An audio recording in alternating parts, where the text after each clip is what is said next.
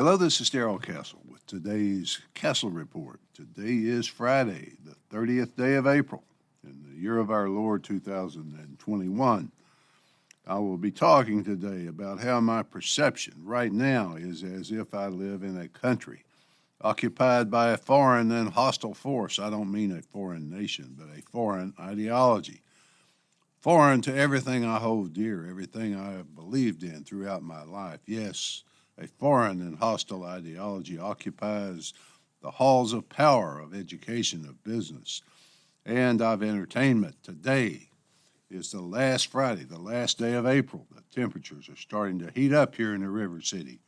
Yesterday, the temperature was in the mid-80s. The Castle family roses are responding to the spring with their beauty coming out for our enjoyment. We're fine here in Memphis, in good health right now, just rolling with the punches, as is the family daughter out in the land of California. Speaking of living in an occupied country, many people in 1940 thought that the French army was far superior to the Germans because of the vast numbers of men in uniform, the vast numbers of tanks, other materiels, but all those people turned out to be wrong. It took the Germans about 4 weeks to conquer France and occupy Paris. The older French people who sacrificed so much in the previous war, the Great War, they cried. The young men were in uniform or in the French resistance, as were many of the young women. They all had a common hope, however. That hope rested in the hundreds of thousands of young men willing to risk their very lives to rescue them and their nation. We have no such hope today. That's the sad part of this story. There are no American and British soldiers coming to our rescue. That is why the resistance to our occupiers is so important, just as the French resistance was important to the Allied war effort. To have a proper understanding of the world, especially the technologically advanced world of today, a nation must have an educated class of people. For example, when Otto von Bismarck, the Iron Chancellor, led Germany in its defeat of France back in the Franco-Prussian War of 1870, he thanked not the generals, but the school teachers of Germany. The Nazis took control of the schools to make sure that only Nazi propaganda was taught to the young French children. Today, in America, a foreign ideology has complete control of education, or what is left of it. From kindergarten through university, they have left in their wake a human catastrophe of lost potential and societal destruction. Young people who endure even 12 years of stultifying politically correct propaganda are handicapped for life by the decisions of the new occupying ideology that now runs American education. Many people say that American education is a failure since it ranks near the bottom of the industrialized world, but my view is that it is a spectacular success. The schools in America are doing the job well they are intended to do. That is to turn out more grist for the mill that is the godless, atheistic, New World ideology that has won the war for the soul of America. The enemy responds by saying that all the problems it has created are easily explained by systemic racism. The way that works is to attempt to convince normal people they carry some type of original racism sin in their DNA, since normal people are systematically racist without knowing it. The system must be gamed to counter that unknown gene. The result of it all is a hostile, divided nation that can accomplish nothing much except to march along to the drumbeat of the new Pied Piper, taking us nearer the falls each day. The people who control all this are so incredibly despicable it would be hard to overstate it. They and their educational system are destroying generations of people who are the future for all of us. The primary educational major for millions of inner-city kids right now is prison and welfare. Those two things are obviously the standard that our conquerors have convinced us to accept, while blaming it all on the uncontrollable systemic racism of normal people. What answer does our occupying army require of us when we see the prisons full of their educational efforts? Open the doors, they say. Open the prison doors, because they must be in there because of systemic racism. First, you go around the country in all the major cities, and you elect, with George Soros' money, district attorneys who will refuse to prosecute certain crimes and who will open the prison doors for the others. The result is a horror show of murder and violent crime in every major city in America. When our overlords see the results of their policies, they don't care. They see hundreds of young black men killing each other in the streets of our cities. There's no policing to stop it. They don't care. They know they are sacrificing the lives of hundreds, perhaps thousands of their own people. They just don't care, I suppose. They look at it as collateral damage. In their war effort, they fight a war, not to improve and make life better, but to destroy civilization itself. What will replace the civilization they, through their self-induced chaos, violence, bloodshed, and hatred, destroy? I suppose we'll have to wait and see, although they show us glimpses from time to time. Even the best, most elite prep schools, where the children of the occupiers are sent for their Marxist indoctrination, often send them into the world ignorant but indoctrinated. If they have the politically correct opinions about everything important, that is enough, because after all, the intelligence is in the machine, not in the head. Political correctness is the lever used to pry open the lockbox that once held our civilization. Cancel culture is one result, but it's just the tip of the iceberg. The lie that everything is based on systemic racism is being used to destroy this civilization.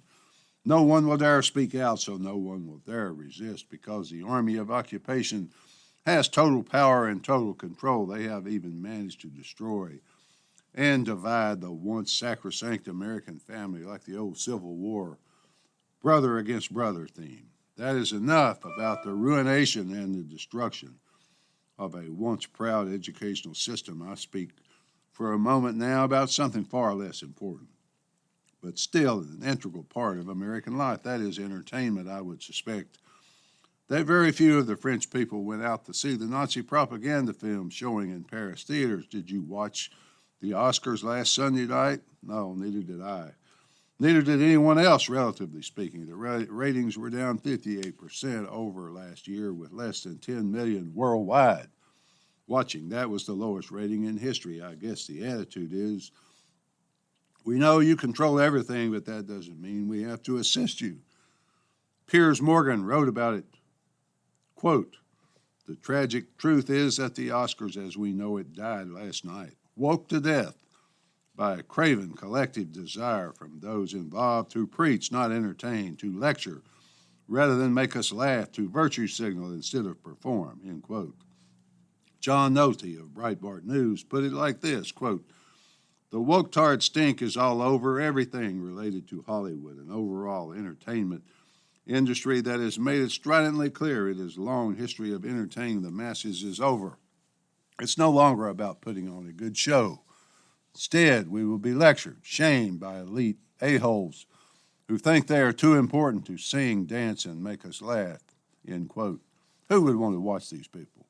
Those who live and work in Los Angeles, perhaps, but they must stumble over thousands of homeless sleeping in the streets, pay outrageous state taxes, have unaffordable housing as a direct result of the insane policies of the occupying army that controls the state of California. People finally get a day off from the stress of work.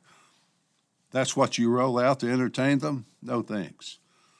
Mr. Nolte again, quote, "The unearned arrogance is bad enough, but you can sense just how much woke Hollywood hates its own audience, how much they hate everyday people.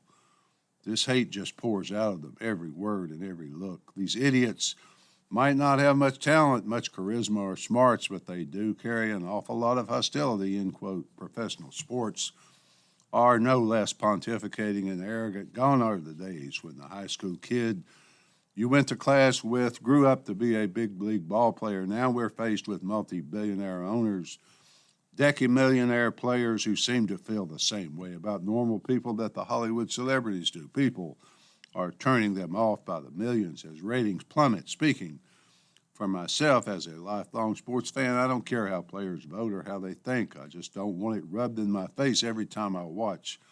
So I no longer watch. I'm not going to pay to be insulted anymore. My guess is that many people feel the same way. I consider my non-attendance, my non-viewing as the voice of resistance. So an occupying force has destroyed education and entertainment. But what about politics? Well, I'm glad you asked. Most people can see that with $28 trillion of debt and climbing, there is a day of reckoning coming.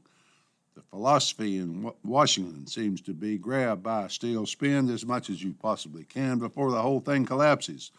When it finally does collapse, we favored ones, we occupiers, will be just fine.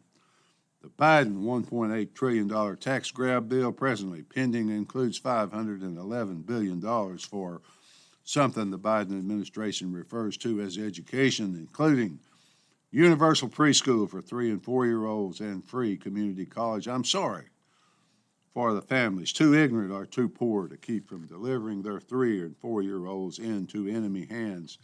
I could go on and on about this bill, which will only serve to take a once great nation faster down the road to ruin. Let us now provide $511 billion more for the further destruction of our children. This occupying army, this alien ideology that I've been talking about, is very clever in its methods.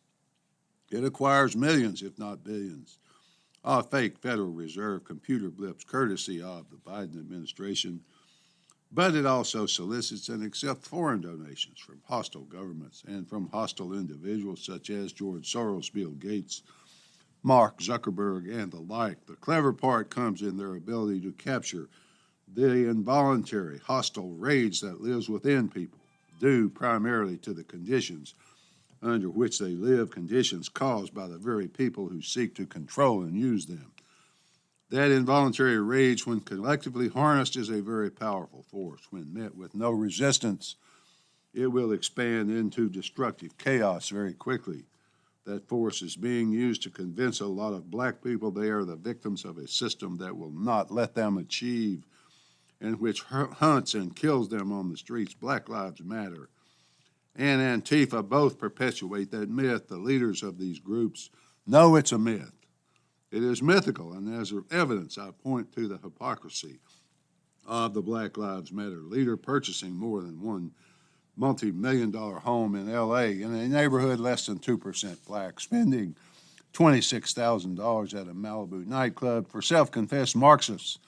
They seem to enjoy the benefits of capitalism quite well. They must know that with their anti-police attitude, their ghetto warrior, don't come into my hood attitude, they will be a destructive force in black communities. That destructive force will do more harm than good. It's costing the lives of thousands of mostly young black people. The leadership of those groups does not care. They don't care, nor do the white politicians who egg them on. Why don't they care, folks? Why? How could they possibly not care about the obvious destruction they're causing?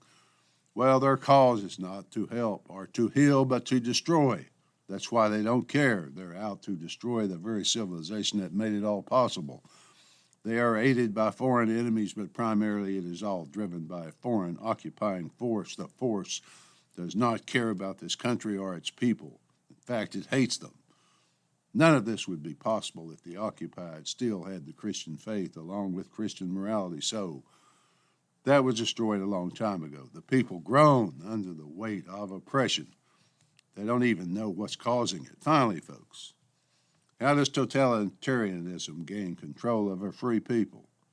Lie by lie, give in by give in, acceptance by acceptance. Before you know it, you're in it, and everything you know is part of it. Imperceptibly, it becomes your reality, so that others are deviants, deniers, anti-vaxxers, super spreaders, and Nazis. Many are prisoners inside their own minds. Will they ever be free? Time will tell, folks. At least that's the way I see it. Until next time, this is Darrell Castle. Thanks for listening.